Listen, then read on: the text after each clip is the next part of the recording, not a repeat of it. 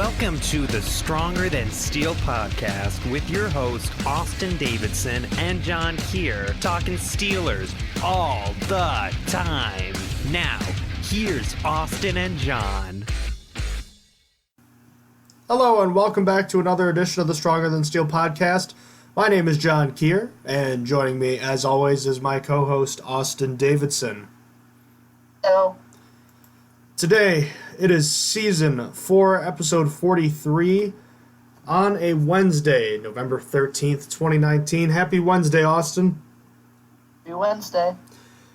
Today, we're going to be talking, of course, about the Steelers' victory over the Los Angeles Rams, improving their record to 5-4 on the season. Certainly not a record we thought we'd be talking about with the Steelers after starting 0-3 and 1-4 on the year. We'll get into that in just a moment here. Of course, we'll recap the Week 10 slate of NFL games real quickly. And we have a friend of ours joining the show once again, John Goehring. I've had him on before to talk Steelers and Browns. And with the game coming up on Thursday night, a quick turnaround, we were able to slot him in briefly to talk about the game.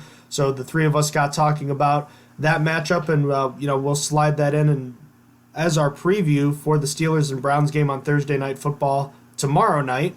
So you got that to look forward to as well. And then after that, we'll go over the NFL slate of games in Week 11, and we'll preview that. So we'll kind of jam in a lot into this episode, but with the quick turnaround, it's necessary. So hopefully you understand, and if you have to take a break from the show midway through, we understand. So let's jump into the Steelers defeating of the Los Angeles Rams 17-12. A defensive struggle to say the least, but it's one that sees the Steelers improving their record with a third straight win and their fourth win in their last 5 games. And overall, they've improved to 5-4, second place in the AFC North. And even though the Ravens keep winning, the Steelers are not necessarily nipping at their heels, but they've slotted themselves back into the playoff picture. I never thought I'd say that. Well, for sure. Right now, if the playoffs ended today, the Steelers would be in the 6th seed, so they managed to get back in the playoffs with the Dolphins providing a little bit of help and the Steelers having the tiebreaker with the Raiders. So they've definitely done enough to get themselves back in the picture. Absolutely. And you look at the score, 17-12, you might guess, this was a defensive struggle, and you'd be correct because it was. Only one offensive touchdown scored in this game, and we'll get to that, but the way things started, you were kind of hoping the Steelers got the ball on offense, that they'd be able to move the ball and get something going, but the bad snap by Maurkice Pouncey leads to the Rams' only their only touchdown of the day. And right off the bat, we talked about the Steelers' struggles on offense out of the gate, and this was no different. They get points scored against them while they're on the field, and then they punt on their next 2 possessions. Yeah, it wasn't a good start for the offense for sure. Really just felt like it felt really slow. I felt like this game was. That's really the best way to say it. It was a defensive showdown, like you said, and that made it feel slow, Absolutely, and the offense was sputtering most of the day. They were finally able to get a long touchdown drive of 82 yards later on in the first quarter, towards the end of the first quarter. That culminated with James Washington emerging in what was his breakout game of his career, 6 catches for 90 yards on a nice 3-yard touchdown pass from Mason Rudolph, where Washington was barely able to get both his feet down in bounds, but I was really impressed with James Washington in this game, and I know he did fumble on a 34-yard reception, but I felt like he was the Steelers' most consistent weapon all day long, and that's something we haven't said before. Yeah, it was really good. This was James Washington's first breakout game. It was his best game, overturning last week's, which was probably his best regular season game. So he's building on it, which is good. We're seeing him stack games together, and this is what you want to see. You want to see your guys step up and make these big plays. So I was proud of him in this game.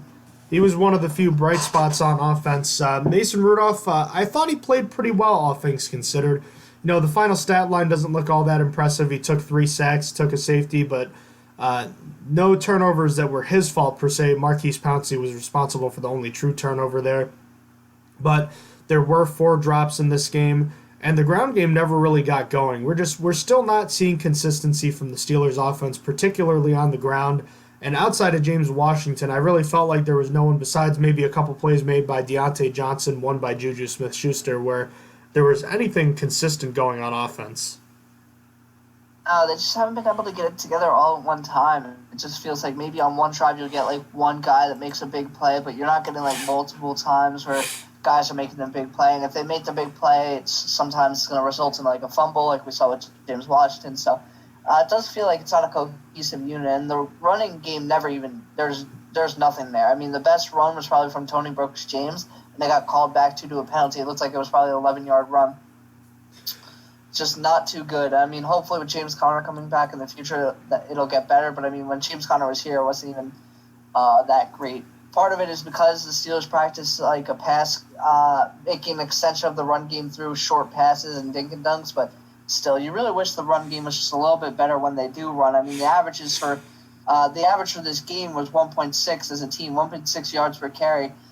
Granted, that's counting Mason Rudolph's two carries for -1 yard, but it's not much better if you take that away, if I'm being honest. It's about sitting at like 1.8 yards per carry, so it's not great.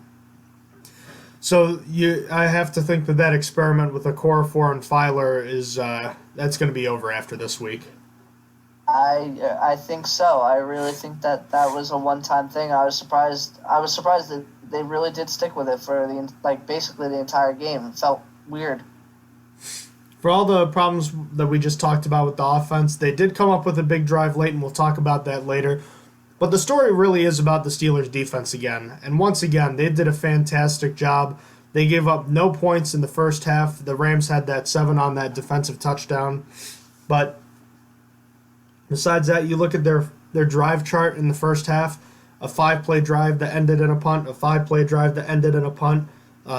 None of these drives went more. There was one drive that went 38 yards, but the Steelers were able to stymie it. And right after the James Washington fumble, 3 plays later, the Steelers get a fumble of their own when Javon Hargrave forces a fumble from Jared Goff, and Minkah Fitzpatrick returns at 43 yards the other way for the game-tying touchdown. Or actually, that was the go-ahead touchdown because this was after the James Washington touchdown. So at this point now, it's 14-7, and I thought that was going to be ruled an incomplete pass, but this seems to be what the officials have been doing more often lately, where they'll let the play go when it looks like it might be a fumble. And in this case, it worked out in the Steelers' favor. This was really the turning point of the game, in my opinion. It was a tough call to make. Usually you need clear and concise evidence that it is indeed a forward pass, and it was touchy. He had his arm going up, but I don't know, it wasn't going forward. It was really rough to tell.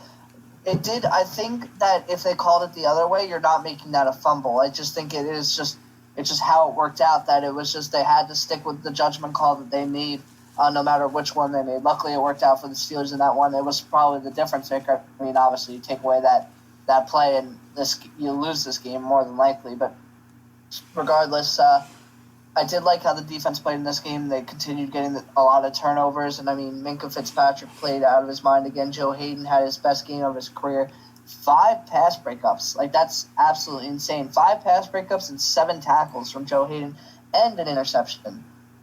So hands down, Joe Hayden probably had his best career game as a Steeler. So anyone trying to rush him out of Pittsburgh should be ashamed and sad. Absolutely. And, it's the same things we've continued to see from this defense, but it was very, very positive to see against a Rams offense that, although has been disappointing this year, was a hallmark of what got them to the Super Bowl a season ago. Jared Goff was one of the better quarterbacks in the NFL last season. He looked very, very human and not all that good against the Steelers. He completed just half of his passes for 243 yards, but also got sacked 4 times, was intercepted twice. The Steelers' defense was all over him. The Rams were able to run the ball at times. They had a few explosive plays, but overall their successful run rate wasn't that great. And their top weapon, Brandon Cooks, as far as the deep threat goes, he was out. Todd Gurley wasn't utilized in the passing game. But most importantly, the Steelers limited their all-star slot wide receiver in Cooper Kupp. They shut him out. 4 targets, no catches. I got to be honest, I did not see that coming. This was a very important key for the Steelers to focus in on, and the Steelers coaching staff acknowledged as much. And give the Steelers coaching staff a lot of credit. They set out to take Cooper Kupp out of the game plan, and they did a fantastic job of being able to instruct that to the players, and the players executed that game plan to perfection on Sunday. That was very Belichick-esque of them taking away a team's best player and making them work for it in other ways. But really good. It would have been a great bold prediction. I would have never thought that would have happened. So honestly, really good for them. I spoke highly of Cooper Kupp in the preview, and I don't take that back. It's just I'm impressed with what the defense is able to do. They're able to keep him to nothing. I mean, granted, I guess you could say that they got a PI on Cooper Kupp, a defensive pass interference, and that gained them yards, but that's it. That's all they got from him. So I guess you could say that maybe that counted as one catch, but keeping him to 0 is just impressive, and I was really happy with the defense. Absolutely, and in the second half with the Steelers holding on to a 7-point lead, the Rams threw interceptions on their first 2 drives of the second half. The first one to Joe Hayden, and then the second one was a fake punt run by Johnny Hecker where he threw it to Trey, not Terrell, but Trey Edmonds. Trey Edmonds now has more interceptions than either of his brothers, Tremaine or Terrell, of the Bills and Steelers respectively. And Trey's a running back, so that's kind of interesting. As more than the both of them combined, and has tied Terrell Edmonds' career interception total with that one interception. You love to see it. The only time the Rams crossed the Steelers' 30-yard line came on their ensuing drive after that second interception, which saw the Rams use up-tempo with success, and they got inside the Steelers' 10-yard line. But after a couple of negative plays, and including one where Minkah Fitzpatrick broke up a pass for Cooper Kupp, the Rams had to settle for a field goal, and you thought, oh boy, maybe the Rams offense has figured something out. The Steelers got to get something going here. Well, the Steelers offense doesn't get going. They go 3 and out, and then on the very next drive, they get one play, and they decide to run a max protection play-action fake deep ball on first down from inside their own 5. And, oh yeah, in case you forgot, there's this guy Aaron Donald on the Rams. He's pretty good. Well, Mason Rudolph had barely turned around by the time Donald was in his face. And for the second game in a row, the Steelers take a safety. I really thought the game was turning at this point. I had a really bad feeling after that play. I really felt like the Rams were about to take control. I mean, you just get 5 points like that, and it's just now the Rams are within 5. So, it was kind of scary, going forward from there. It's just, I don't know. It did feel like the Rams were starting to get a momentum, and that felt like it was going to be the game was going to turn around after that free kick happened. Give the Steelers kick coverage team a lot of credit. Jordan Berry had a 66-yard punt on the free kick, and Trey Edmonds and Cameron Kelly were able to bring him down at the Rams' 32-yard line. They go 3 and out. Now this was the big drive of the game for the offense besides their touchdown drive. With 10:46 left in the game, they take over at their own 25, and after going backwards on first down, so now 2nd and 13 at the Steelers' 22-yard line, the Steelers were able to go to work, and they put together a 14-play drive, one that saw them facing a 4th and 1 at their own 34-yard line, and Mike Tomlin was criticized for calling that play action pass at the goal near their own goal line, but then he also did get credit for deciding to have the Steelers go for it on 4th and 1, potentially losing the game if you don't get this 4th down converted. They run a rollout pass, and Trey Edmonds is there for the completion.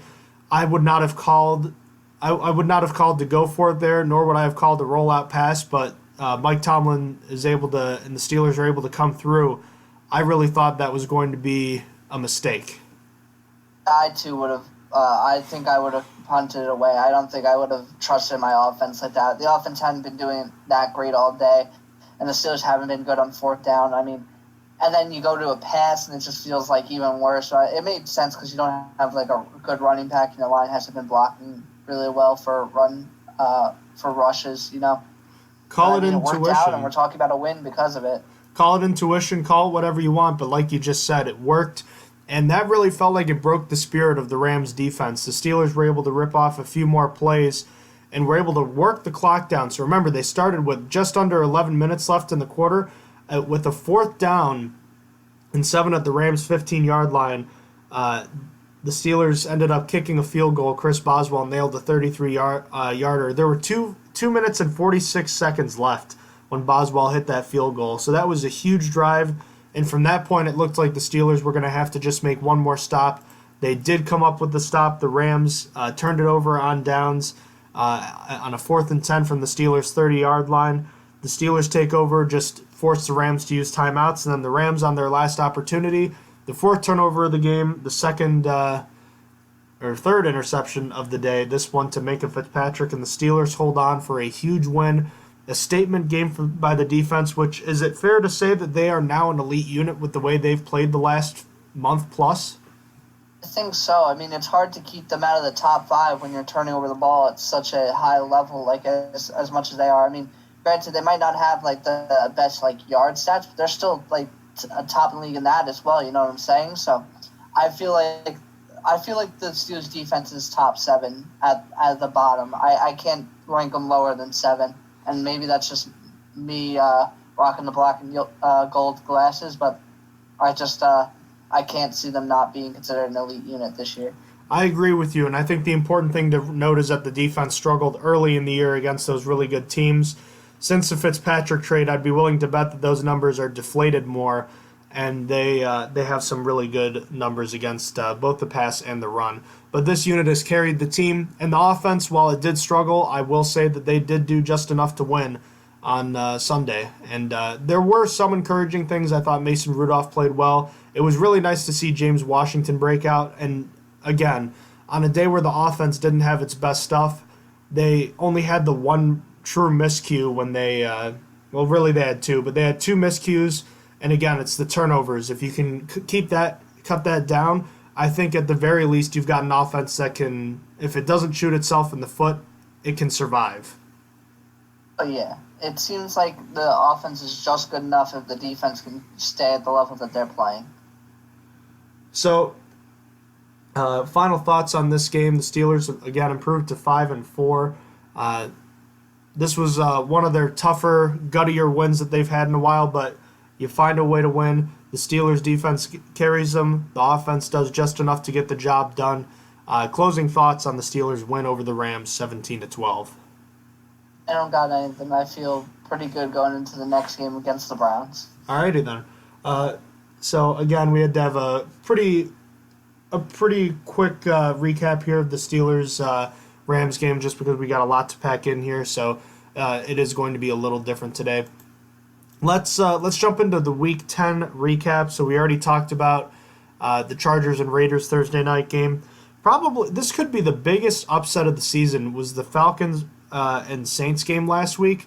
Believe it or not, the 1-7 Falcons upend the 7-1 Saints 26-9 at the Mercedes-Benz Superdome. I didn't see this one coming, and if you thought you saw this one coming, I don't believe you. Either that or you're some sort of time traveler, because there's no way anyone thought this was going to happen. I have no idea how Atlanta played so well. I don't really get it. Their stats don't even look that great. I just don't even understand. Like, they didn't get an interception in this game. They didn't have a rusher with over 60 yards or over, like, I don't know. I'm sorry. They did have a rusher over 60 yards, but it was only 61. Julio only had 3 catches for 79, which is a lot of yards, only 3 catches. Like, I don't really even understand like how this game got so out of control for them. I'm not seeing it. Like, I didn't watch this game at all. Like, it's just I struggle to see how any of this happened. But I guess every game is versus an NFL team, so anything could happen. As the saying goes, any given Sunday. We're gonna skip by the Browns and Bills game because we'll talk a bit about that with John Goehring later. Nothing too exciting going on in Lions Bears. If you have something that you want to say regarding these games, feel free to just jump in. But for now, I'm just gonna jump right past Lions and Bears. Ravens and Bengals. The Ravens cruise cruise to a 49-13 victory. Lamar Jackson has to be one of the top 3 or maybe even 2 favorites for the MVP award right now. Yeah, probably. With him and Russell Wilson and Christian McCaffrey. Does it hurt you to say that? Because I know we've both been kind of on the hate train for Lamar Jackson this year. I still think he isn't, but I mean, yeah, it's just tough now. When you beat Seattle and you beat Patriots, you're going to be... I literally still don't think he's that great. I have to give credit where credit's due. I think he's still good. And mostly it's his feet, man. He's the best rushing quarterback since Vic, like without a doubt. That I can give to him. I can't take that away from him. He's the best rushing quarterback since Vic. It's just I still don't trust him as a passer. It's just there's nothing impressive to me there.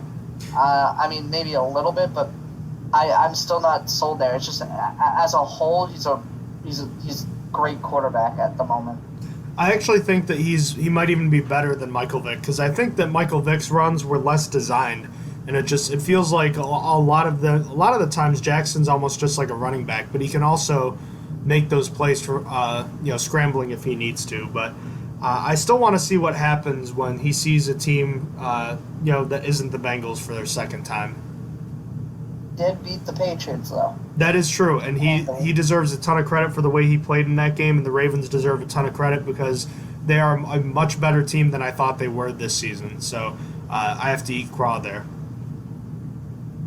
Chiefs at Titans. The Titans come away with a surprising 35-32 victory. The Chiefs fall to 6-4, and the Titans continue to be that team where if you don't think they're going to win, they'll win, and if you pick them to win, they'll lose. They're that just weird 8-8 team that's going to constantly just surprise you. So that's the Titans for you. And should you be concerned about the Chiefs? I'm concerned because of how bad that defense is. And man, this is not good for them. They're supposed to be a better unit. They're supposed to be more cohesive with Tyrann Mathieu. They just got Chris Jones back, and they're not. They're not playing well. Frank Clark has been a massive disappointment in my eyes, so... I don't know, man. That defense needs to get better because, I mean, the offense can only do so much every game. They're putting up like 30 points every game. What more do you need? So, I don't know if you saw, but they lost their leading sack getter in Emmanuel Ogbah for the season. And Frank Clark, I didn't realize this, he's dealing with an injury that affects it's like a nerve injury that affects the feeling in his fingers, which might have a lot to do if you're, with success if you're a pass rusher. Really? How long has he been dealing with that? I thought that was only recent, but I thought he was only injured recently. That might be recent, but I have to feel like that regardless of how he played earlier in the year, it's going to affect him even more now. Okay. Interesting. So just something to monitor. Giants and Jets played to a 34-27 score. That game is the only reason Minkah Fitzpatrick did not win Defensive Player of the Week. Or it's because Jamal Adams just had 2 sacks, 2 turnovers, and a bunch of tackles. That is literally the only reason why Minkah Fitzpatrick didn't win Defensive Player. Dude took over. Oh, and by the way, speaking of playing well, Mark Barron had 10 tackles on Sunday, and Terrell Edmonds had 8. Those guys both played well too. Yeah, man, they both played really well. I thought Mark Barron had his best game as a Steeler, which, I mean, granted, there hasn't been many good ones, but this was actually a great game for him. I felt like he was all over the field. The Buccaneers and Arizona Cardinals had an exciting duel. Any thoughts? No. The Colts are in trouble after falling to the Dolphins 16-12. They're getting Jacoby Brissett back this week, it looks, but they've fallen to 5-4 after looking like the true AFC South leaders. Yeah, man, it's just rough. They were without Pierre Desir, and they were without Jacoby Brissett. It's just, I had a feeling the Dolphins are going to win that one. The Panthers and Green Bay Packers dueled in a very interesting and exciting game at the frozen tundra at Lambeau Field. That was a fun game to watch with Christian McCaffrey being stopped at the 1-inch line as time expired. That was one of the better games this season that I've seen, but the Packers come away victorious. Yeah, man, it was close. It was so very, very close. It's like reminiscent of what could have happened in that Steelers-Chargers game a few years ago where Mike Vick was the quarterback and Le'Veon Bell just barely got the walk-off touchdown. On Sunday Night Football, the Minnesota Vikings were able to hang on to defeat the Dallas Cowboys. Who do you think this says more about, the Vikings or the Cowboys? I think the Cowboys are trash. I think the Cowboys are just trash. That's what I think it says. Monday Night Football, maybe the game of the year from what I've been told. I didn't end up seeing much of it, but the Seahawks needed all 60 minutes and then 70, the 70 combined minutes when you include overtime to end, to allow the 72 Dolphins to pop the cork and celebrate as the only undefeated team to win a championship. The 49ers fall to 8-1 as the Seahawks and Jason Myers walk off in Santa Clara with a 27-24 victory. Did you get a chance to watch it? I wasn't. I was at work. Mondays are unfortunately like my worst day for everything, but what I heard was it was a great game. I heard that Tyler Lockett suffered a contusion in his leg, but he's going to be back for the next game. And then I heard that as a whole, just looking at it, it makes you feel good. You look at how the Steelers lost, and you see that they lost to both these teams, and both these teams are considered very, very good. It just kind of makes you feel better when you see that the Steelers lost very close games to both these teams. Indeed. All right, we're going to wrap up this part of the podcast then. We're going to welcome our friend John Goehring to the show, and we're going to be talking Steelers and Browns, and then we'll be back to wrap up the preview of the Steelers and Browns game, and we'll be talking about Week 11 of the NFL season. So we'll be right back with John Goehring to talk about Steelers and Browns. Hello, and welcome back to the Stronger Than Steel podcast. John Keir and Austin Davidson hosting, and I'd like to welcome back to the show previous guest, and his name is John Goehring of 89.1 The Point. How you doing, John? Doing pretty well, John and Austin. Great to be back. Thanks so much for having me back. And always looking forward to this game this week. Browns and Steelers is always a lot of fun. Yeah, and we got a quick turnaround this time. This is the first time we've had the opportunity to have all three of us here talking about the game, and I wish we had a little more time because my goodness, I feel like I just wrapped up watching Steelers Rams, and all of a sudden here we go. It's Thursday night, and we got Steelers Browns up ahead, and this is really a crucial game for both teams. Now, I know the Browns and Steelers have had their respective struggles, but the Browns just came up with their third win of the season. It was an important win against the Buffalo Bills, a team that currently holds the top wild card in the AFC. It was an important win for the Browns, John. And what were your takeaways from that win? Because it certainly wasn't the prettiest win, but after losing 4 straight, a win is a win after all. Yeah, absolutely. I second that too. My heart rate is still slowing down from Sunday afternoon's game. Boy, oh boy, do these Browns. Oh boy, we earn every single win because it's certainly not easy. But a couple of takeaways, a lot of negative ones, especially obviously the main one that everybody seems to know about now is the red zone struggles that this offense has had. The 11 goal-to-go plays, and you come away with hardly any points. Finally, a go-ahead touchdown late in the game, but those struggles are a concern. But on the positive side, I really liked how Browns defense played. They really they shut down the rushing attack, which is something they haven't done well consistently all year. And they kept Allen in the pocket for the most part. And that is the most important thing, I feel like, is staying disciplined defensively, keeping containment. And that was a great thing to see, although certainly a lot to work on because it felt like that game should not have been that close. But I'm sure you guys could say the same thing about the Steelers. An ugly win on Sunday, but a win nonetheless, right?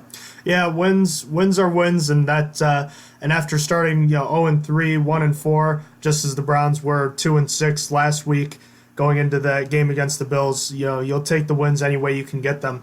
So preseason, most people who were talking about who was going to win the AFC North, they were mostly talking about either the Browns or the Steelers, and both teams kind of came out of the gate slow. It was kind of bizarre seeing everything going on with the Steelers losing Ben Roethlisberger, and then from the Browns' perspective, it was a little bit different.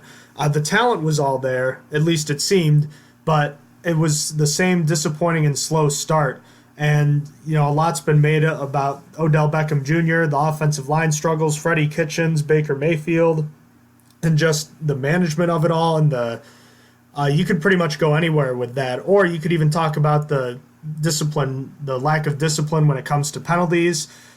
When you look at this season as a whole and all the great expectations the Cleveland Browns had coming into this season, where do you think we all went wrong? Were we maybe expecting too much, or was there just a mistake when it comes to Kitchens or Mayfield? What happened? Because I did not see, I didn't expect the Browns to be maybe as great as others were thinking.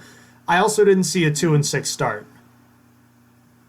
Yeah, we I think, as everybody, I'm guilty of this too, underestimated the power of youth, the negative of inexperience, and not just inexperience at a few positions, but inexperience at every single position on the entire roster, including coaching. So we totally did not realize how big of an impact that would have on the season. But starting 2-6, of course, sounds horrible, and believe me, it wasn't fun. But the strength of schedule is something to note, too. Not that it's ever a good excuse to talk about playing difficult teams, because a loss is a loss, no matter who you're facing. And that loss to the 49ers was the 31-3 loss, was ugly, and there's no excuse for it. But these first 8 games were very difficult schedule-wise, and the schedule opens up. So I don't see this team really as a 2-6, now 3-6 team. I see this team more as it's closer to a 500 team, and even having the potential to go above 500. Maybe that's just me wearing the rose-colored glasses, but the inexperience, I think, is mostly to blame for the 2-6 start. But it's looking up at this point. Well, something I wanted to say is that there's tons to look forward to. I mean, you look back at two-year wins, right? One of them's against the Baltimore Ravens, and we saw the Baltimore Ravens take down a bunch of other teams. And obviously the Ravens are considered a strong favorite right now to be the AFC North winners. They're a strong favorite to possibly take down the Patriots in the playoffs, since they already did it. So, I mean, you can hang your head on that you guys were able to beat the Ravens, and I say in dominant fashion. I mean, Nick Chubb had 3 touchdowns in that game, and that was a really sizable game. So I could see where you're coming from saying that this team doesn't feel like a 3-6 team. I mean, you destroyed a pretty sizable division opponent. Yeah, that was week 4, and yeah, I would say definitely Cleveland dominated that game. They exposed some of the few weaknesses that Baltimore has. Baltimore can struggle a little bit against the rush, and boy, Chubb had a superhuman game, the best of his career, in my opinion, in that one. And the offensive line just manhandled the Ravens up front. But the Ravens, boy, have looked like a totally different team these past few weeks. Their offensive line has excelled, and of course, Lamar Jackson, maybe potentially the front runner for the MVP, right up there with Russell Wilson. I'm sure one thing that the three of us can all agree on is that we did not see this coming with the Ravens now at 7-2, and we're probably not enjoying it too much. Am I right, guys? Are you guys happy about the Ravens being on top? No, definitely not happy. Not crazy about it. Yeah, me neither. Honestly, I really, until like the game of the season, I still wasn't even a believer in the Ravens. I thought that the Ravens were just like beating up on bad teams, and then when the Steelers played them, it was the third-string quarterback at the end of the game, and then they still nearly lost in overtime. I was like, this team is a pretender, and then all of a sudden they come and beat Seattle, and then they beat the Patriots convincingly. I was like, what is happening, dude? Like, it's just not been a good time. But this is, it's interesting to talk about that, but it kind of circles back to the point of a win is a win, and let's get back to the Browns and Steelers here. The Browns, they did lose to the Broncos 2 weeks ago with Brandon Allen at quarterback, but I think one other reason to be optimistic for the Browns, John, and I'm sure you'll agree with me, is that they have limited mistakes, particularly last week, but it started 2 weeks ago, and that they've put together 2 straight games without turning the football over. I don't know if you know this, but the Steelers I think it'll be a full 16 games. If it might be 16 already, it might be 15. I can't remember. But the Steelers are either at or approaching a full season of games in a row where they've turned the ball over at least once in the game. And the Browns having not turned it over 2 weeks straight, that's huge for them. I think that could be a huge advantage for them in this game.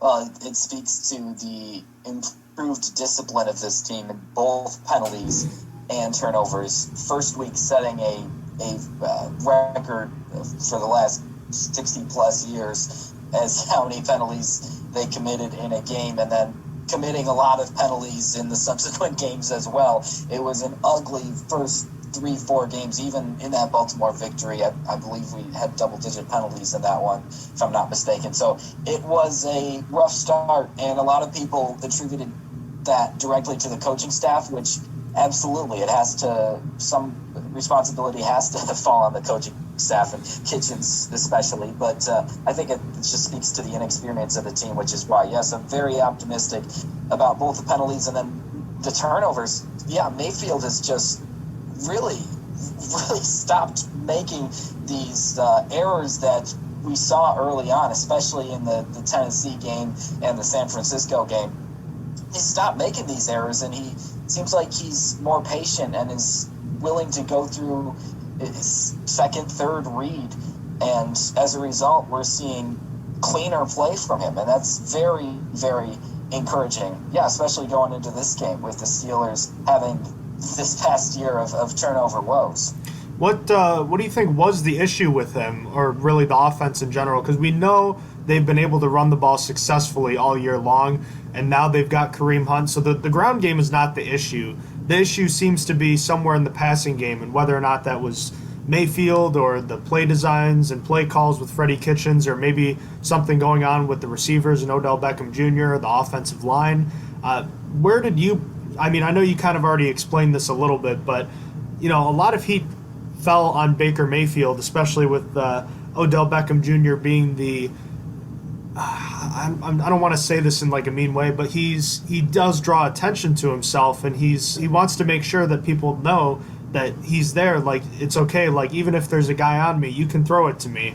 So I think that kind of maybe cast Baker Mayfield in a negative light, that he maybe doesn't trust his guys. And I'm not saying that that's what I think, but right. It seemed like there were struggles going on in the passing game, and last week it seemed like things got better. Absolutely. I think everybody and their brother has seen the video of Mayfield missing Beckham, who was wide open, running away from his defender, and instead Mayfield threw into double coverage to Landry on a fourth down in Denver, which was on the final drive of the game, when it was all on the line. So certainly Mayfield has made a couple of those mistakes, not trusted Beckham. As you said, John, yeah, I think that's a mistake, and certainly that play was. And he has been relying on some of the bigger tight ends and the other receivers a little bit too much. And I think, though, the offensive struggles that we saw early on were more a product of play calling and pass protection, especially play calling. Boy, you talk about staying devoted to the run, but then you throw 50 times a game. I don't understand that.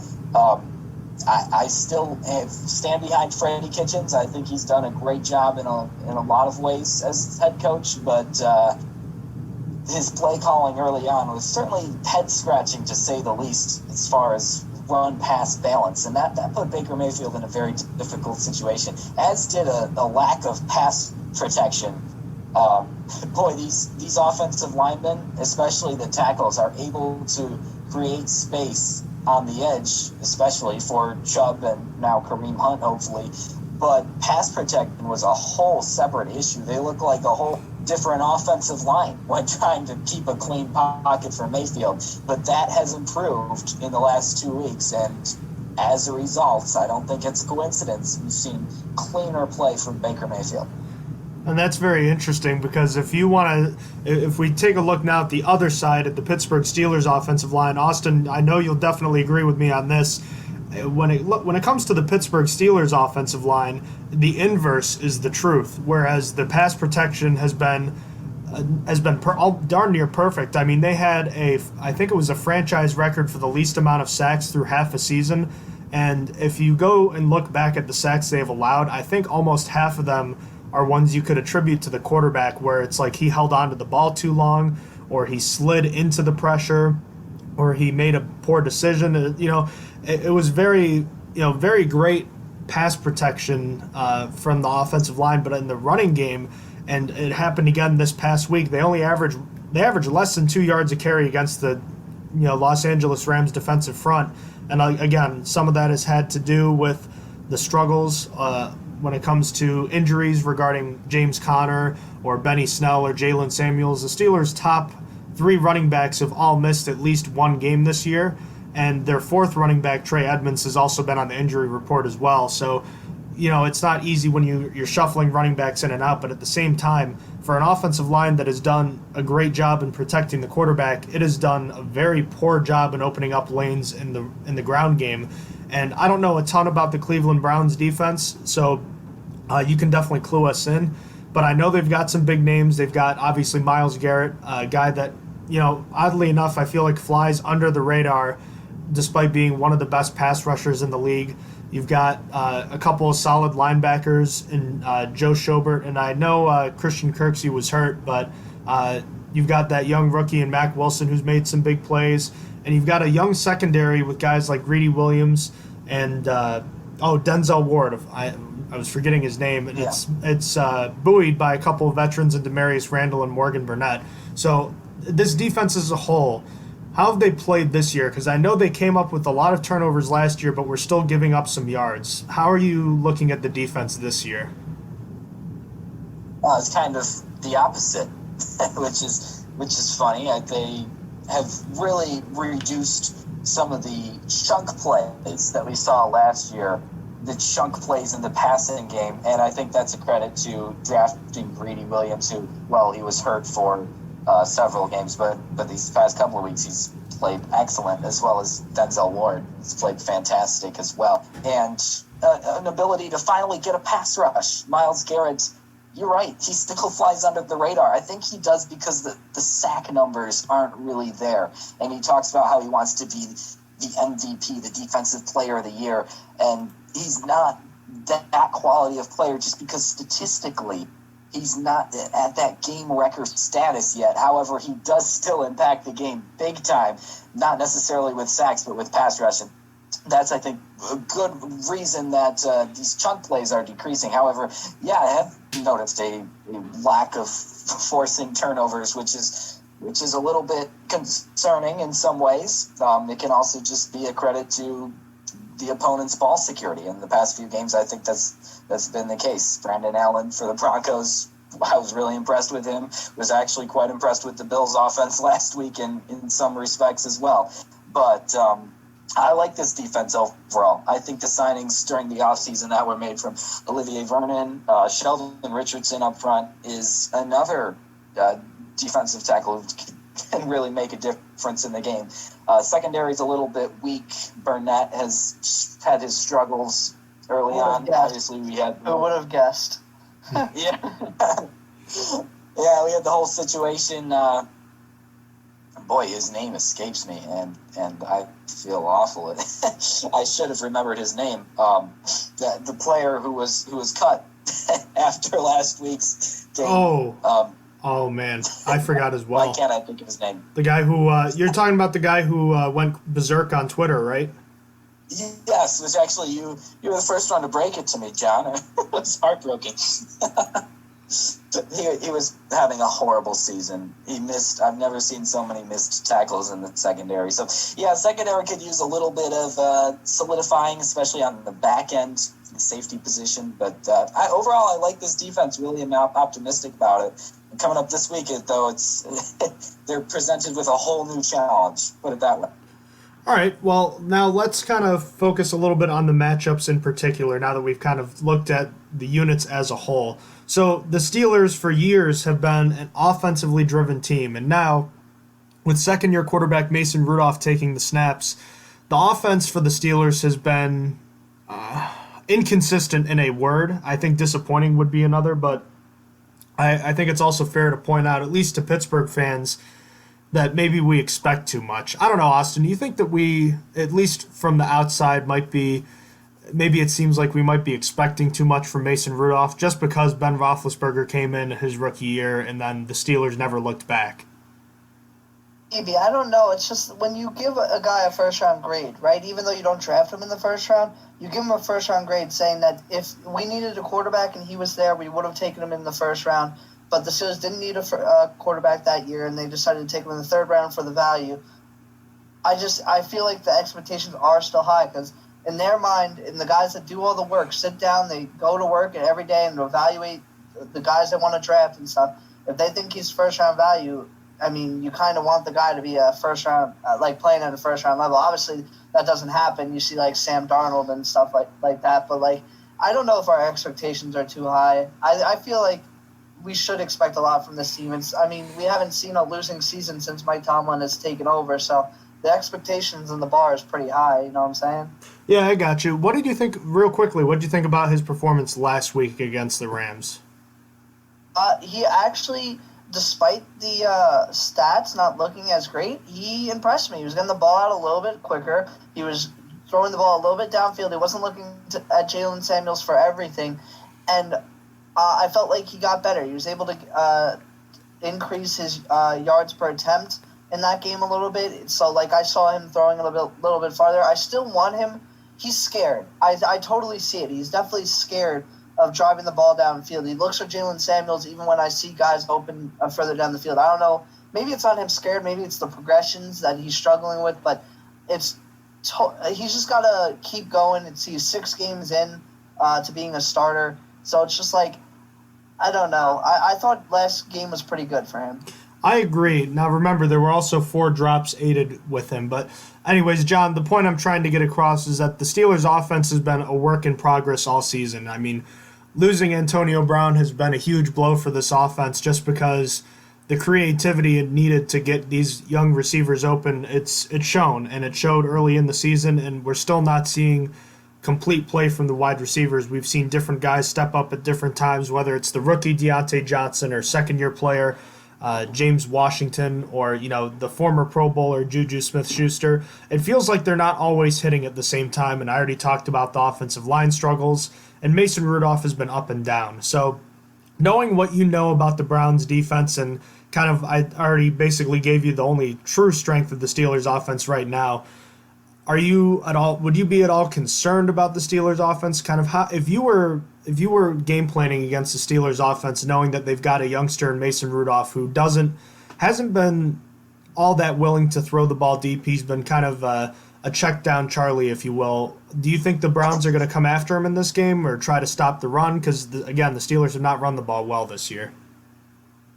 I think the approach that we've seen defensive coordinator Steve Wilks take thus far this season is it's very conservative. It's a lot of run stopping, but I think to your point, I'm not sure if I would say you're being unfair to Rudolph or expecting too much from him, but circumstances of this season so far, at least from my perspective, which is certainly more of an outside perspective than yours, these circumstances seem difficult for Rudolph. I mean, you have a little bit of a quarterback carousel. You have Duck Hodges starting a game. You have, actually, didn't he start more than one? Didn't he start a couple games? He started the one against the Chargers in Los Angeles, and he played the second half of the Ravens game where Rudolph got knocked out. Right. So, all in all, even though Rudolph has made, I think this is, start number 6 or something, he's really only... He's only really played like 5 games because of he played the first half or second half of the Seahawks game, and then he started the next game, played only half of the next game, and then missed one. So that is one thing that I think maybe we are overlooking, is the fact that he was in and out of the lineup. And again, that was a very frightening hit that he took, and I think it was kind of evident in that first quarter against the Dolphins in his first game back, where he wasn't. He seemed kind of skittish. Yes, I watched that game and noticed that, but still, the Steelers' offense does scare me because it has the potential to be so explosive. In a way, there's even some comparisons between Pittsburgh and Cleveland's offense. as far as the potential for explosiveness, it doesn't even have to be the big names that can hurt you. Obviously, Smith-Schuster, yeah, that's going to be an issue, and Denzel Ward's going to have a great game. But Landry Jones can kill us with those checkdowns, and I'm really, really concerned about this Pittsburgh offense putting up close to 30 points because of Landry Jones just taking what the defense gives him. And oftentimes our defensive coordinator, Steve Wilkes, has played so conservative that he almost plays a prevent defense during like the regular game. So if I were the Browns defense, I would go after Jones this week. Absolutely sell out, force him to try to make some big time throws, because we haven't really seen it so far. That doesn't mean that he's not capable of them. He's a solid young quarterback, put it that way. But I would definitely go after him. That would be my approach. Not sure if we're gonna see much of that given Wilkes the past few weeks from Wilkes. Yeah, they're not a very heavy blitzing team to my understanding. And I know you mentioned that Myles Garrett doesn't put up the huge sack numbers. Doesn't he have, I think he has like 10 this year. He's third in the league in sacks. He's out of players, Shaq Barrett and Chandler Jones are tied for first at 11.5, and then he's tied for third with Preston Smith at 10. So, yes, he has prided himself at the beginning of the season. I think he said this at the beginning of last season too, talking about how he wants to be the defensive player of the year. Now, he has not put up those kinds of numbers. Yes, he's got the sacks, but we're struggling to force the turnovers. Garrett is like the one pass rusher that we have. So he's had a solid season, don't get me wrong, but he's also been held back, I feel like, from his true potential. That could also have something to do with getting an offsides penalty, and I want to say 5 out of our first 9 games, yeah, and a couple of personal fouls in a couple of. He had 3 actually, I believe, in the Jets game. So Garrett has his struggles, but Wilkes has yet to really let him loose and let this pass rush do what it seems like they should be capable of doing, and that's just wreck a game. And I think this is a perfect opportunity against a young quarterback like Landry Jones, who still might be struggling a little bit with that confidence to make these big throws, to step up and apply that pressure. I see. And on the other side of the ball, the Cleveland Browns offense seems like they might be starting to get things together, but the Steelers defense, for the first time in what feels like almost more than half a decade, the Steelers defense it's kind of swung where they are now the unit carrying this team. To give you an idea of how different things are, the Steelers defense last year forced just 15 turnovers over the 16 games, and through 9 games they've already forced 25 turnovers. And again, part of that is luck and being in the right place at the right time. But they dropped a ton of interceptions last year, and this year they're hanging on to them. They're still forcing a lot of fumbles, and they're coming up clutch like they didn't last year. So this year, or really this past week, they scored more points than they gave up. And you can look at every level of the defense, whether it's Cam Hayward, a former All-Pro at defensive line. You've got 2 edge rushers in Bud Dupree and T.J. Watt who've been teeing off this year, and you've got the MVP of the entire team in Minkah Fitzpatrick, who's been really just integral to the Steelers' defense maturing into what could be an elite unit. And I know the Browns have all that talent, and it looks like they're starting to kind of realize how much better they can be, but are you still concerned about the Pittsburgh Steelers defense, and what are you most concerned about? Yeah, Bud Dupree gives me nightmares, and I don't even wear a Browns uniform. He is, my goodness, the pass rush, honestly, that's very concerning. But you talk about that increase in turnovers, that is a striking stat. That can't be coincidence. For certainly, what I personally see the pass rush as the biggest threat from the limited Steelers games that I've watched this season. And part of that probably goes back to last season having struggles on Cleveland's offensive line. protecting, especially the linebackers when the Steelers defense would send them, and leading to just a whole bunch of issues. And this has just been going on for like a decade. The Steelers pass rush has just been crushing the Browns. So maybe that part of that is not really fair because it doesn't necessarily translate.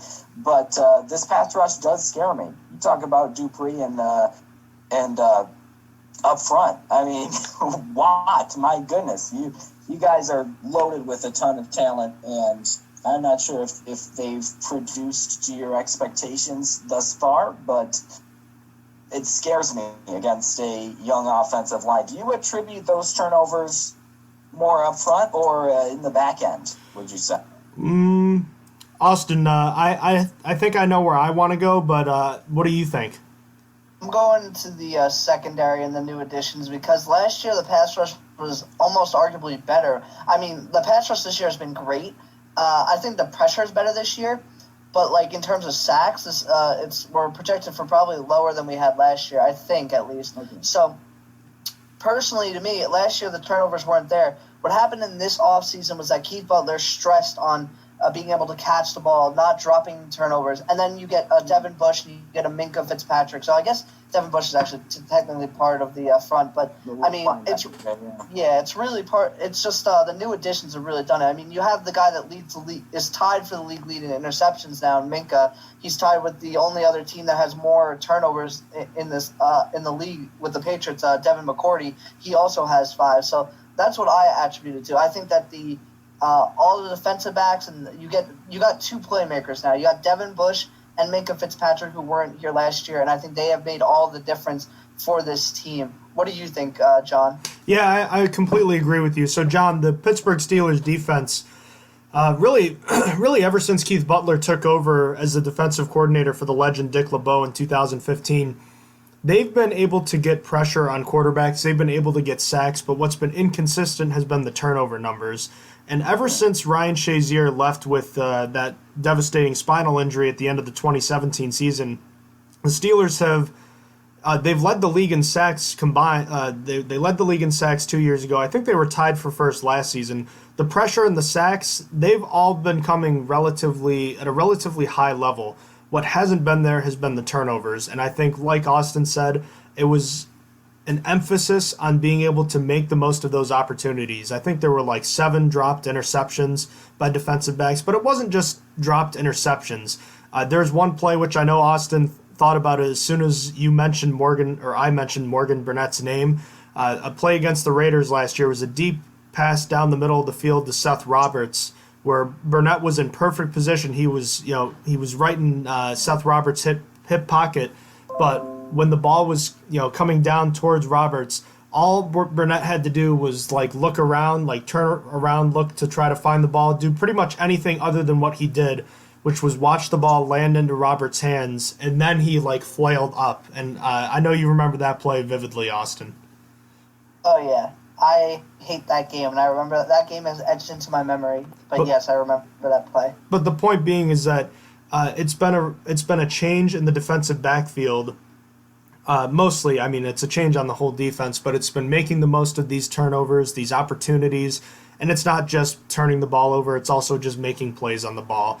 And the secondary has seen a complete turnaround. Not that they were awful. I mean, they have some similar pieces, but they've got the new acquisition in Steven Nelson. Obviously, Minka Fitzpatrick has been huge, but they still have Terrell Edmonds and Joe Hayden, a half of last year's starting secondary, and Edmonds has been fine, but Joe Hayden turned in what might have been his best performance as a Steeler last week against the Rams, and I know that at the time maybe that was just a move that was right for the Browns, but do you think the Browns have their own thing going on, but do you still wish that Joe Hayden was a member of the Browns?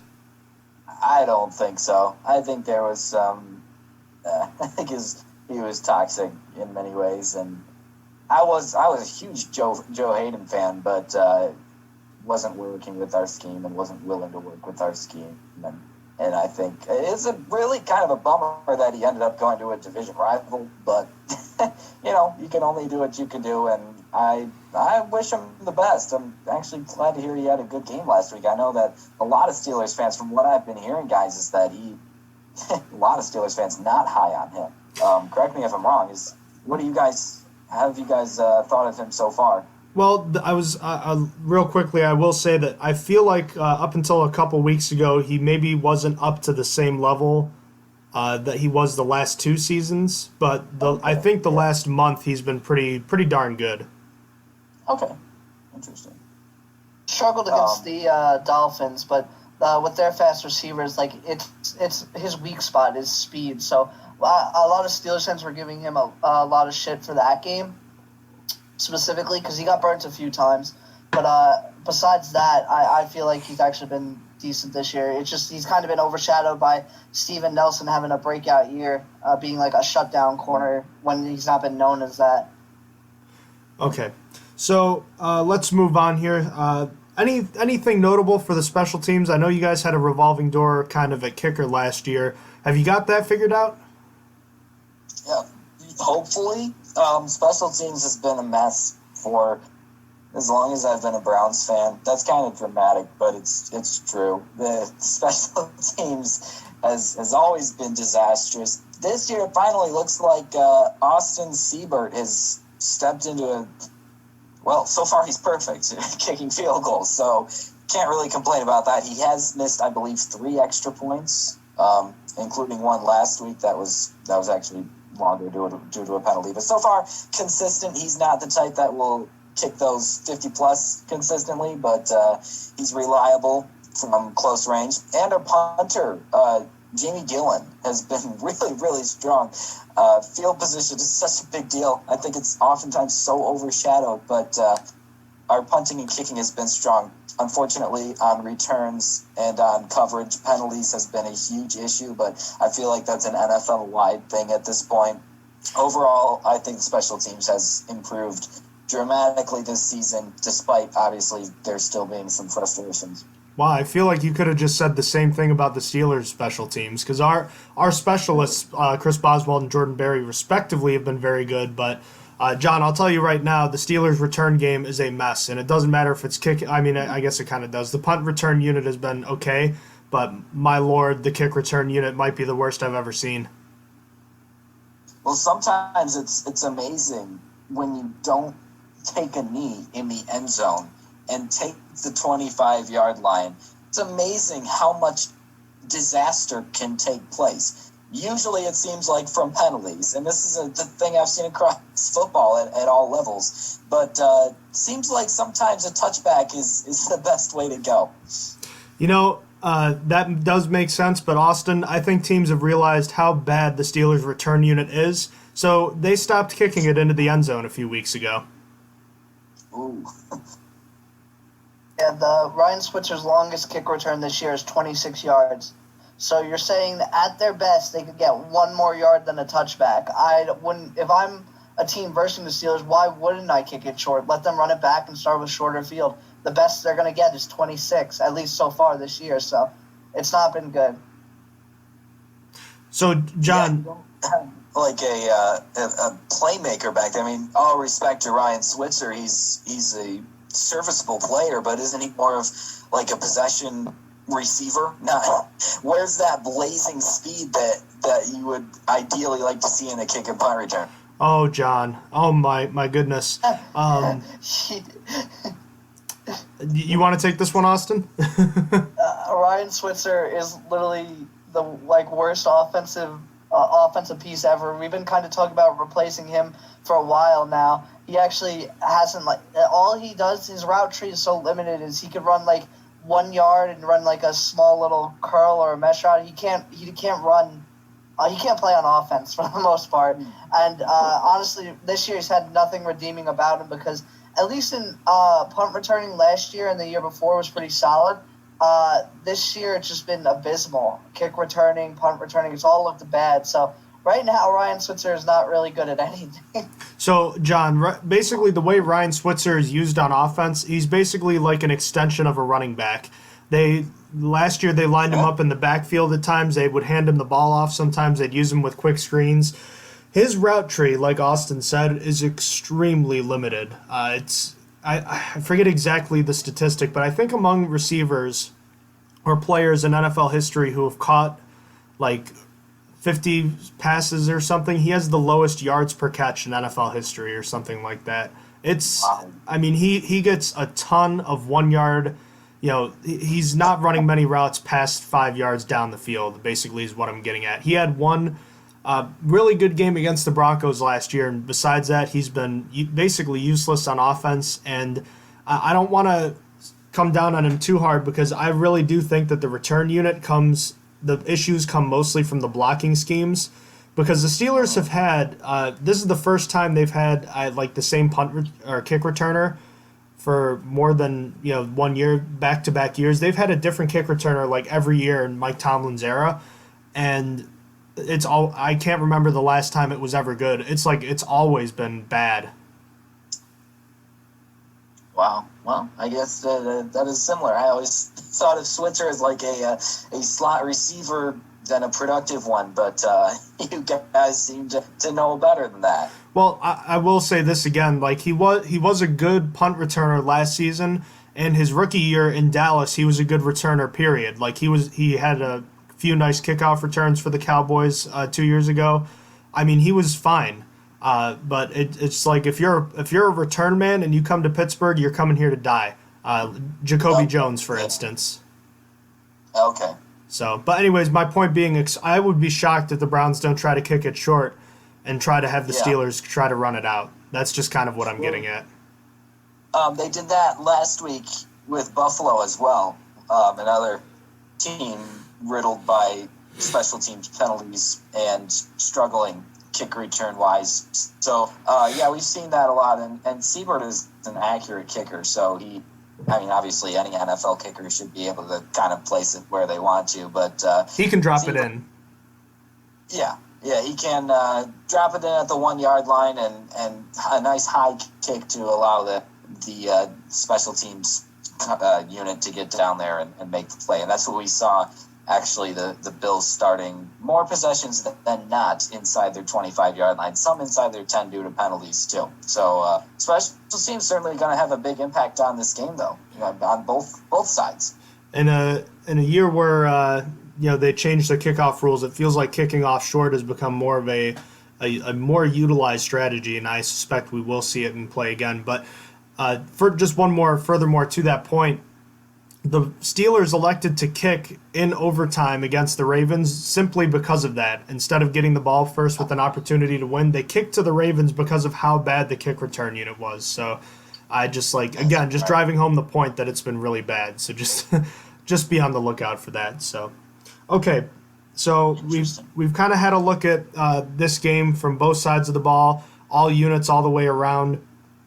Now, it is a Thursday night game. How do you feel, really quickly, your thoughts on Thursday night football? Because I know that most people, they like it just because it's football, but, it's usually not the best quality because, the players are on short rest and they don't really have time to practice, so it's kind of ugly sometimes. But, what do you think? It's also an opportunity to see your team in primetime more often.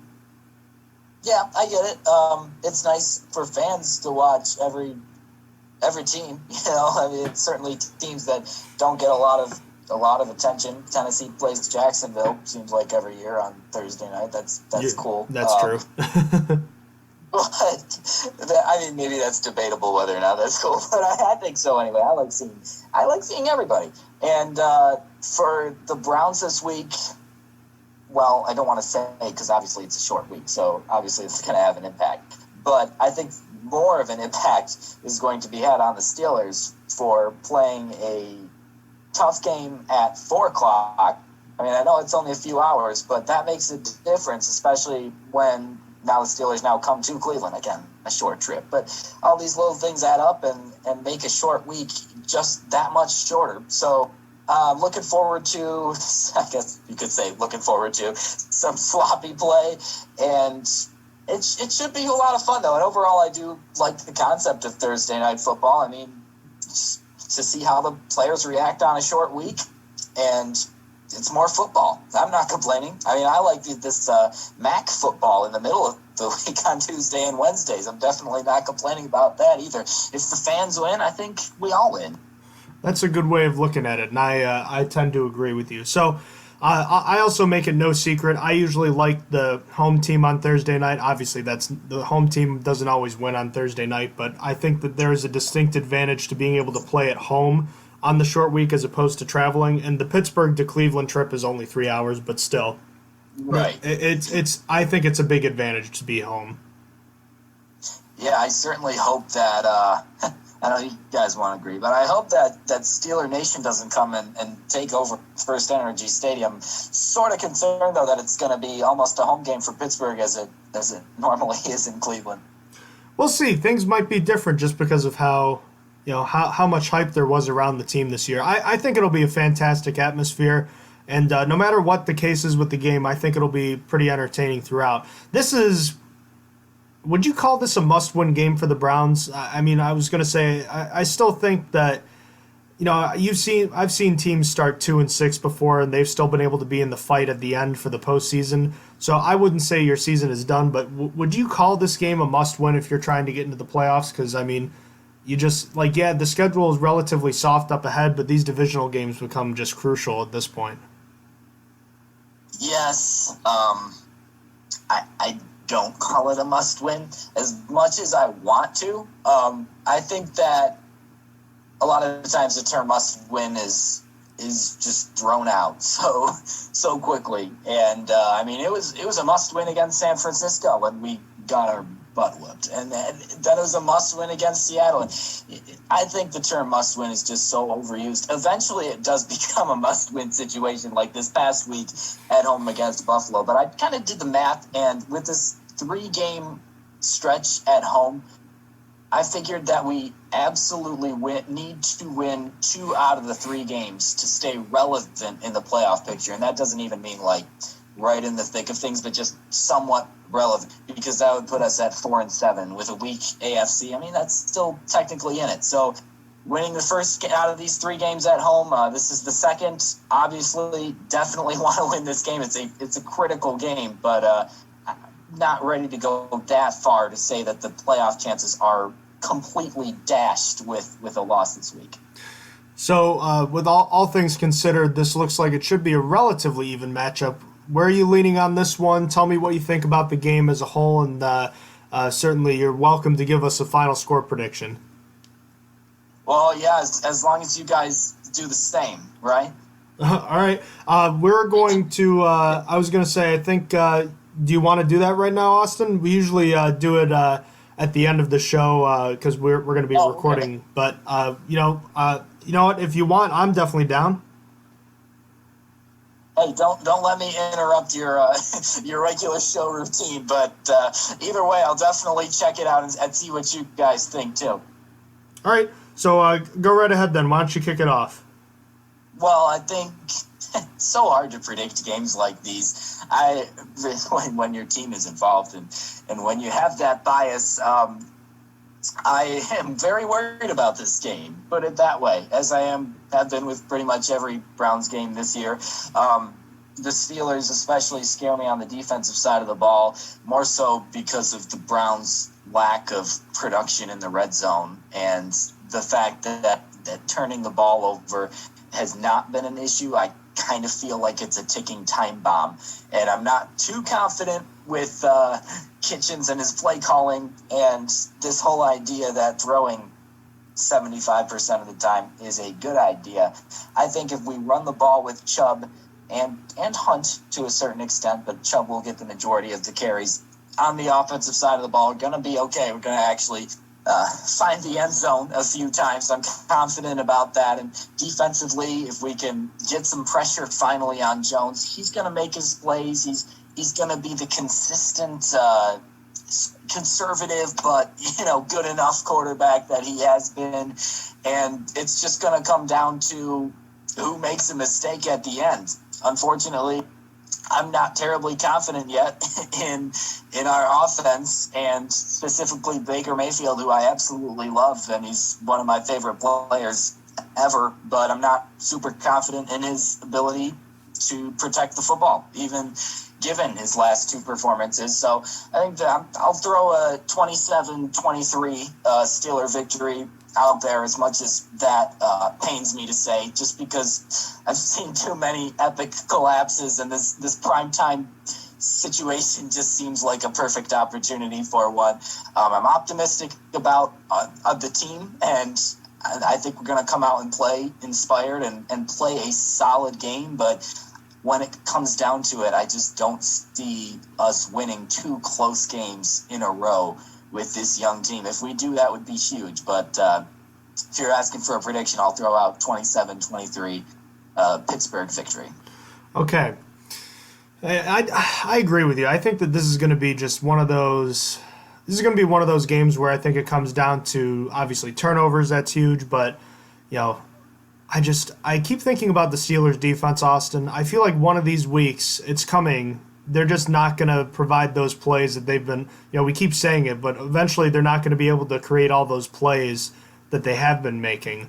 And when is the offense going to be able to move the ball downfield? Now, they did have a huge drive against the Rams that resulted in 3 points, but when are they going to be able to put it together consistently? And I'm worried that on a short week, maybe you're not going to get those big plays from the defense, so you're going to need something from the offense, and we just haven't seen that they can do that so far. Yeah, man, it's been the offense has really been holding the Steelers back, and it really is. We do keep saying it. The defense, one of these weeks, is not going to be hold up. My prediction for that is going to be the Cardinals week, though. I think that's the week that the defense is finally going to fall apart. That's where we saw the 49ers defense fall apart for the first time. Granted, that was an NFC West divisional game, but regardless, I don't know, man. What's your prediction going into this game? All right, I'll give a final score prediction. I'm actually going to go the other way. I think the Steelers have they've gutted out a few important victories, and typically in prime time they play well, but I never feel good about any team going on the road on a Thursday night game, and I have a feeling about this game. The Steelers have been able to work hard to get a few close victories, but I'm still not convinced about the offense right now. I need to see a little more from them, and I think that letdown game from the defense is coming. I'm not saying they'll get gashed for 500 yards, but I think in a game where it could come down to a late field goal, I just have a feeling that the Steelers' offense is not rounded into form right now, and I know there are reasons to be tentative about the Browns' offense, but I trust them a little more right now based off of what they did last week than I do the Steelers' offense. So that being said, I'm going to give the Browns a 20-17 narrow. Actually, I'll go 20-18 narrow victory. I'll make the score a little interesting. Very bizarre. What is the safety going to happen? Or? Hey, it's happened. It's happened 2 straight weeks. The Steelers have given up a safety 2 straight weeks. It could happen again. Okay, all right. I'm doing the math here, but cool. I like it. What about you, Austin? To wrap up, so like I said, I don't think the defense is going to have its breakdown until against the Cardinals or like the Jets. It's going to be an even stupider game. So with that being said, it's how much. I really think the biggest fear for me is Nick Chubb. I love Nick Chubb. He's one of my favorite running backs in the league right now, and I think that if the Steelers can't contain him, it's going to get out of hand. However, I just trust in the Steelers' defense to get the turnovers still, even if the Browns have been cleaning it up. I'm picking a 16-6 victory for the Steelers here. I feel like the defense is going to hold, but the offense still worries me. I think the offense is not going to be able to do much, and I think that maybe only 7 of those points come from the offense, and that I feel like the points off of turnovers is going to be big in this game. So I'm projecting a low-scoring affair because I think both offenses are going to struggle. I'm going to keep it at 16-6. Alrighty then. Any closing thoughts from you guys? Well, Austin, that's an interesting prediction. I mean, that's interesting to hear such confidence in your defense. But I don't know. I guess I could see that happening. I would hope that the Browns could punch 1 or 2 in, but given the recent red zone struggles, you may be onto something there. We will see, though. Yeah, man. No disrespect. No disrespect for the Browns. I really love Chubb, and I have a funny feeling. Alrighty then. Yeah, absolutely. John, any final things you wanted to say? We'll try to have you back on in a couple weeks here to talk, Steelers Browns again, because for some reason the NFL seems to like to schedule these matchups 3 weeks apart or 16 weeks apart, because the Steelers and Browns only ever play in weeks 1 or 16, or just 3 weeks apart for some reason. Yeah, that's very bizarre. We will definitely be getting to know each other's teams pretty well, though, and I'm looking forward to it. I haven't really, haven't watched much Steelers football this season, so really looking forward to this matchup. And most of all, it's a Thursday night game. The whole NFL is watching. For a Browns team that has been so heavily criticized so far this season, for me, this is just a chance to show everybody what we got. And show everybody that we aren't the laughing stock anymore. And to me, that's the biggest motivating factor. I know there's playoff implications on the line, but I just want to get out of the headlines for negative reasons. And a win Thursday would definitely do that. But either way, it's going to be a fun one. It's a primetime Thursday night game, and really, really looking forward to it. As we both are as well, John. I wanted to thank you so much for joining us today. I'm glad that we got the chance to do this before the game. I know it was a quick turnaround. And for anyone listening, if you have any questions for John regarding the Browns, or you want to follow his Twitter for any thoughts on the team, feel free to follow him at Goehring, Goehring 8 on Twitter. So just wanted to, if you wanted to tweet at him and say, you heard him on the show and you appreciate his contribution, that would be very much appreciated, because it was very nice of him to take time out of his day to talk to us and preview this game. So, thank you very much, John. Always really appreciate getting to hear your voice and talking Brown Steelers. Well, thank you, John. It's a pleasure anytime. And Austin, it was great getting your insight on this one as well. Of course, nice talking to you, man. You as well. All right, then. Alrighty, welcome back to the Stronger Than Steel podcast. John Keir and Austin Davidson here to wrap up Season 4, Episode 43 of the show. We just talked to John Goehring about the Steelers and Browns matchup. That one should be a good game. And it, of course, kicks off Week 11 of the NFL season. Already now, teams more than halfway through their season, and just a couple more weeks of byes coming up. But with the Steelers game kicking things off, we've got a bunch of other games to get to, so let's start with the 1 o'clock games. The Carolina Panthers are playing host to the upstart Atlanta Falcons, who won their second game of the year in surprising fashion over the New Orleans Saints. The Falcons are 5.5-point underdogs to the Panthers, so the Panthers getting 5.5. Where are you leaning on this one, Austin? Leaning towards the Panthers. I think the Panthers will recover here. I think the Falcons game wasn't just a miracle for them, so I'm going to pick the Panthers here. I agree with you. I'm going to act as though that game last week between the Falcons and Saints just never happened, because I don't think there's anything. I don't want to overanalyze that game as anything more than just any given Sunday. So lay the 5.5 points for me and give me the Panthers to win big. Bills at Dolphins. The Dolphins are 5.5-point home underdogs to the Buffalo Bills, but the Bills have looked increasingly vulnerable lately, including in a game that started really with the Dolphins looking very capable against the Bills in Buffalo. The Bills did escape with a win, but it was a narrow one. The Dolphins now get them at home. 5.5, certainly different than the 17.5-point spread that we saw in Buffalo earlier this year. Yeah, and I think I'm going to pick Miami plus 5.5 in this game. I feel like Miami has been playing better as a whole. They obviously are on a 2-game win streak, so I think that's good for them. And really where they started playing better was that Bills game. I thought that's where the Bills started playing a little bit worse, and they started playing a little bit better. So I'm going to pick Miami plus 5.5 in this game. I don't think Miami's going to win, but I think they're going to lose by 5. Just keep it within the 5.5. So Miami plus 5.5. What do you got? I'm going to go the other end here. I think the Bills are going to cover that 5.5-point spread. Now, I'm not particularly confident because of the way that they've played lately. I just think that the Dolphins are going to come back to earth a little bit here, and the Bills are going to start playing a little bit better like the team that I think they can be. I know they've struggled lately, but I think they'll start to right the ship in this game, get an important divisional win that'll improve their record to 7 wins, which will be one of the probably the best start through 10 games the Bills have had since the mid to late 90s, I'd have to think. So give me the Bills to cover the spread. Cowboys at Lions. Lions are 4.5-point home underdogs. Matt Stafford, I don't believe he's been declared out yet, but his status is certainly up in the air to say the least. That being said, I'm going to take the Cowboys to cover as well.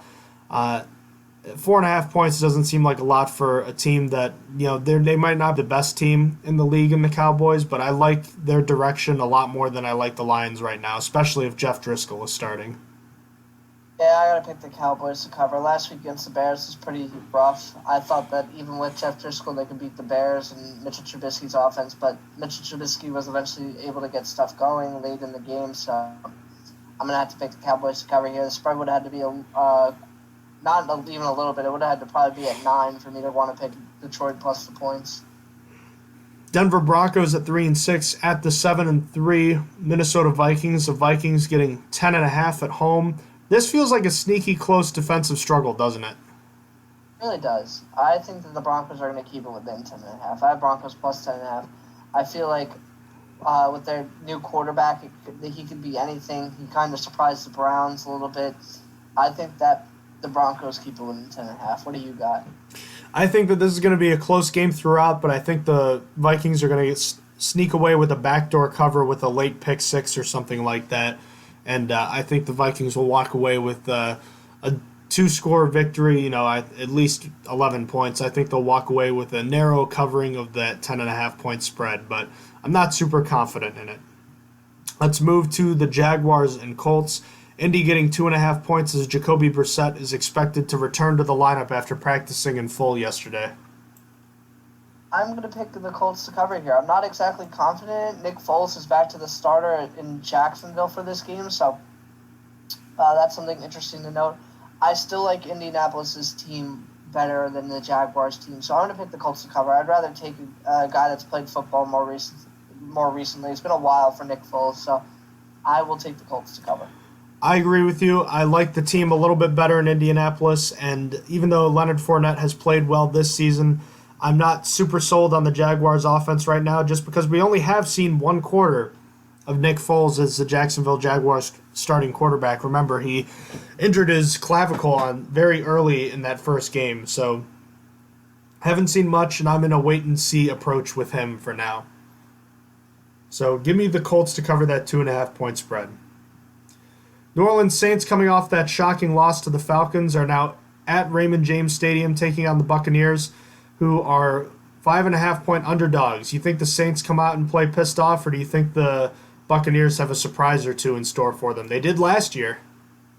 I want to go back and forth because the Buccaneers were able to beat the Saints on opening week 1 last season, but I'm going to pick the Saints to cover here. I mean, they got embarrassed by the Falcons. That's got to hurt. I think they're going to come back and smack up the Buccaneers a little bit. So I'm going to pick the Saints to cover. I agree with you. I'm going to take the Saints to cover. The Buccaneers have been strangely competitive in a lot of their games this year, but they just can't seem to get over the hump more often than not. And the Saints are a really good team. I can't think that they're going to allow themselves to be letdowns once again for the second week in a row. So give me Sean Payton and the boys to right the ship in this one and win big. In the snooze fest of the week, we have the 2-7 New York Jets at the 1-8 Washington Redskins coming off their bye. Washington is a 1.5-point favorite, and I'm going to take the Jets just because I like where they're heading a little bit more, but I don't feel confident about this game at all.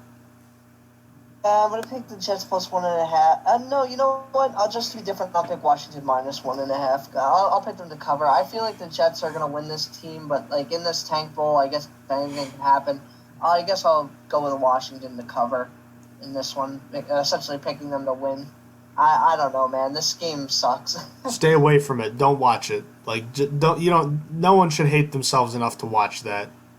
There's better things to do. There's paint drying on a wall somewhere, man. Yeah, that's can't miss compared to this game. One game that you'll definitely want to watch instead, though, is a game between the Houston Texans and Baltimore Ravens, two division-leading teams. This one could be huge in terms of playoff seeding for the AFC. The Texans currently trying to distance themselves from the rest of the AFC South, while the Ravens are trying to distance themselves from the North. Where do you see this one? How do you see this one going down? The Ravens are getting 4.5 at home. I feel like the Ravens are going to suffer a pretty tough loss soon. I was debating making it this game, but I think the Ravens are going to cover. The Texans are a pretty formidable opponent. I just think that the Ravens overall are going to be the better team in this game, so I'm going to pick Ravens to cover. What do you got? I think Deshaun Watson is going to be putting the finishing touches over the next few weeks on a fantastic season. I think he's kind of flown under the radar here, and I really like what he's done to this point in the season. That being said, the Texans had the extra week off, and they should be ready to go in this one. I think that they'll be able to win a close game against the Ravens, and for that, I'll take the Houston Texans plus the 4.5 points. A rematch of a Thursday night game 2 weeks ago, the Arizona Cardinals are now at San Francisco taking on the 49ers, who just suffered their first loss of the season. The Niners are 13.5-point favorites at home this week. It was a 3-point game last time. Do you think it's going to be similar this time, or do you think the Niners are going to blow them out? Yeah, I think it's going to be similar again. I feel like the Cardinals have a good idea of what the 49ers are going to be bringing at them, so I'm going to pick the Cardinals plus 13.5 with that in mind. Those type of games, the NFC West, I always say it when they come up, are always surprisingly close no matter what. I just don't know why, but they are. So I'm going to pick the Cardinals plus 13.5. They were able to they were the first team to beat the 49ers defense, and I'm going to bet on that happening again. I am also going to take that Cardinals team plus the points. I'm not super sold on the 49ers at the moment, but I do think that they'll understand the importance of their upcoming schedule, and they'll take care of business with a 10-point victory on Sunday, but it's not going to be a huge blowout win like people seem to be thinking in Vegas here. Cincinnati Bengals, hoping to win their first game of the season, are going to be at the Black Hole. The Raiders, trying to improve to 6-4 on the season, are getting 10.5 at home. Be tough for the Bengals coming into this game. Like I really want to give them plus 10.5, but they're just not there. I want AJ Green to be back. AJ Green being back would make it easy. That being said, I'm still going to pick the Bengals plus 10.5, and I know I'm going to regret this decision at the end of the week when the Bengals get blown out 40-10 by a team that's not even that good. But I don't know, man. I'm just going to pick the Bengals plus 10.5. What do you got? I really wish Andy Dalton were starting. If he was, I'd take the Bengals in a heartbeat because it has that feeling of a trap game, doesn't it? Yeah, it does. But, man, I just don't know with Ryan Finley. Give me the Raiders to cover that 10.5-point spread, and I'm not happy about it. A rematch of Super Bowl 52 highlights the later games between the Patriots and Eagles. Both teams coming off a bye. The Patriots are 3.5-point road favorites in this one. How do you see this one shaking out? I'm picking the Patriots to cover. I'm betting this line -7 for the Patriots. I think that if I were to bet on a game, even though the Eagles play better when they're underdogs, I'm going to bet on this one. I think that the Patriots cover here pretty easily. I mean, that secondary with the Eagles is just so bad that I can't mock them winning in any game, in any simulation in my head. But Patriots cover for me. What do you got? Give me the Eagles to actually win this one straight up. I respect that. The one place where I feel like the Patriots' vaunted defense has struggled lately is against the run. And that's something that the Eagles love to do. The one thing I am concerned about, though, is that with the lack of a deep threat, I'm concerned about the Eagles' ability to get vertical down the field. When Nelson Aguilar is your only deep threat, that's, as far as I'm concerned, that's the same as not having a deep threat. I've gone on record before in saying that if I were a general manager, I would have cut him for his efforts on deep passes, and I'd have just rolled with anyone else. But the Eagles continue to deploy him for whatever reason. And it's going to be up to the ground game, but I think they can get it done. So give me the Eagles with a surprising victory against the Patriots. Remember, they've had a week off as well. Sunday Night Football will pit the Chicago Bears against the Los Angeles Rams for the second time in as many seasons. This time the Rams are hosting the primetime game, though, and they're getting 6.5. This is a matchup between two disappointing teams that with their playoff lives. They're fighting for their playoff lives, both of them. Who do you think wins this one? And with that 6.5-point spread, it seems like a lot between the two teams. So where are you leaning? I was originally feeling the Bears plus the points. I'm switching to the Rams covering. I just don't believe in the Bears offense when they're not against the defense that's worst in the league. I'm going to say the Rams cover here. Not handily. I think they'll maybe just win by a touchdown, but I'm going to pick them to cover. I'm going to switch up and I'm going to go with the Bears just because of how large the spread is. And because I'm worried about Jared Goff right now. The Rams' offense has not been all that convincing, and that defense in Chicago exposed him last year, and I think that they could do it again in this one. So give me the Bears plus the points. And finally, on Monday Night Football, the Kansas City Chiefs travel to Los Angeles to take over the Chargers Stadium. Chiefs are 3.5-point road favorites in this one. How is Week 11 going to end? Give me the Chiefs minus 14, dude. I don't care that their defense sucks. Give me the Chiefs minus 14. I'm taking the Chiefs to cover. The Chiefs need this one really badly. Exactly. I mean, if they don't win this one, you know what's really scary is the Raiders are sneaking right up on them for the damn division. Who would have saw that? Yeah, this is, and John pointed out earlier that must win is an overused term. It's quite possible, but this is a very important one for the Chiefs, and the Chargers, I think, are fading here. Yeah, man. I mean, you look at Oakland's schedule going forward, they have the Jets next after this. Like, it's basically Oakland should win their next 2 games, so the Chiefs drop one. It's just kind of, it's scary, and it gives them, like, territory that they didn't expect to be in. So, yeah, give me the Chiefs to cover that 3.5-point spread. The teams on buys this week are the Packers, Seahawks, Giants, and Titans. And that wraps up Week 11 preview in the NFL. Any further closing thoughts, Austin, before we wrap this one up? I think we're good. Alrighty then. Ladies and gentlemen, thank you so much for joining us on this multi-part episode of the Stronger Than Steel podcast. If you have any questions about the show, please feel free to email us at strongerthansteelpodcast@gmail.com and check out our website, strongerthansteelnfl.blogspot.com. Always appreciate the feedback and support, and thanks so much again to John for joining us, talking Steelers and Browns. Always appreciate his contributions to the show, and we'll be looking forward to watching the Steelers and Browns play on Thursday night in front of a national audience, primetime Thursday night. So it should be a fun one in Cleveland. And Austin, as always, thank you for joining me today. And Steeler Nation, everyone listening, have a terrific day and enjoy the game tomorrow. Have a good day. You have been listening to Stronger Than Steel podcast. Thank you for joining us today, and don't forget to check out our website listed in the description below.